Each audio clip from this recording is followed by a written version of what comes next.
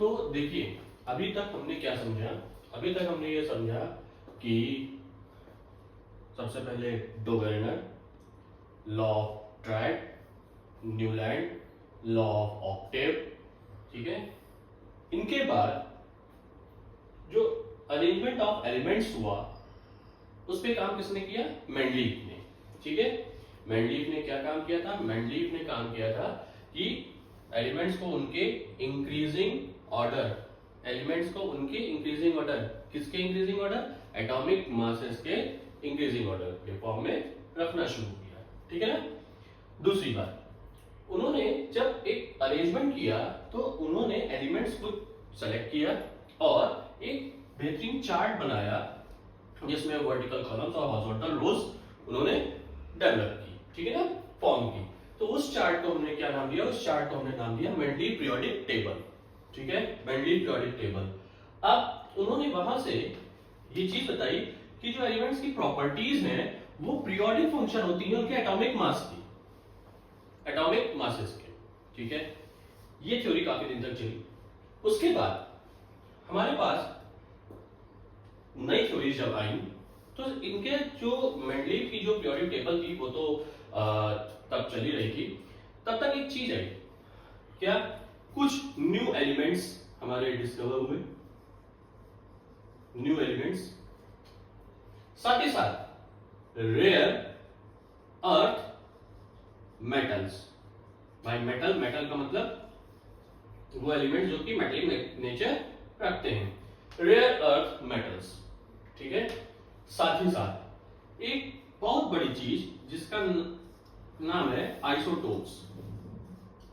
अब जैसे ही आइसोटोप्स की थ्योरी आई, ये तीन चीज, न्यू एलिमेंट्स, कुछ न्यू एलिमेंट्स के बारे में, रेयर अर्थ मेटल्स के और आइसोटोप्स, इन्होंने जो एलिमेंट्स को अरेंज किया था, सबसे पहला ड्रॉबैक था कि कुछ जो एलिमेंट्स थे उनका रिपीटिशन हुआ चार्ट में।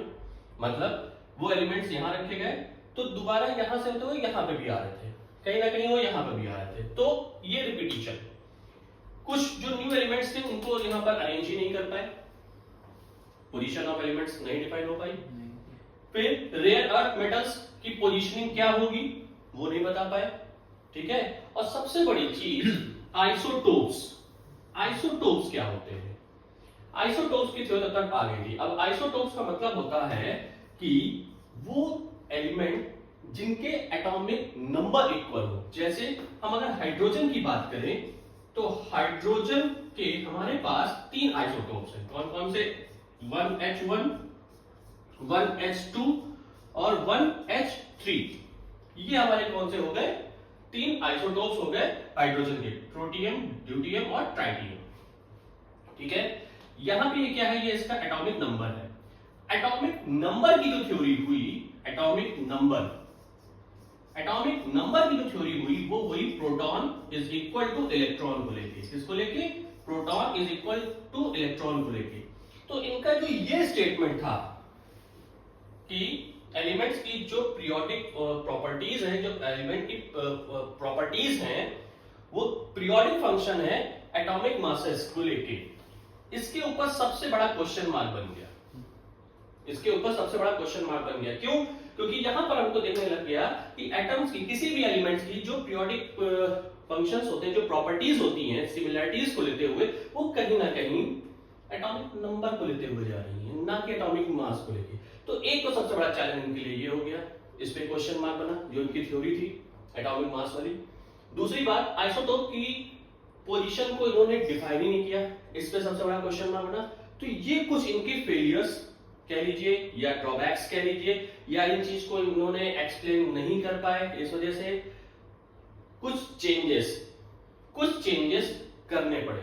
वो चेंजेस किसने किए? इनके साथ मिलके चेंजेस किए मोजले ने। किसने किए? मोजले ने। तो मोजले ने जो चेंजेस किए उससे हमारे पास modern form of periodic table मिली, ठीक है। उसको हम अब अपने नेक्स्ट वीडियो में डिस्कस करेंगे।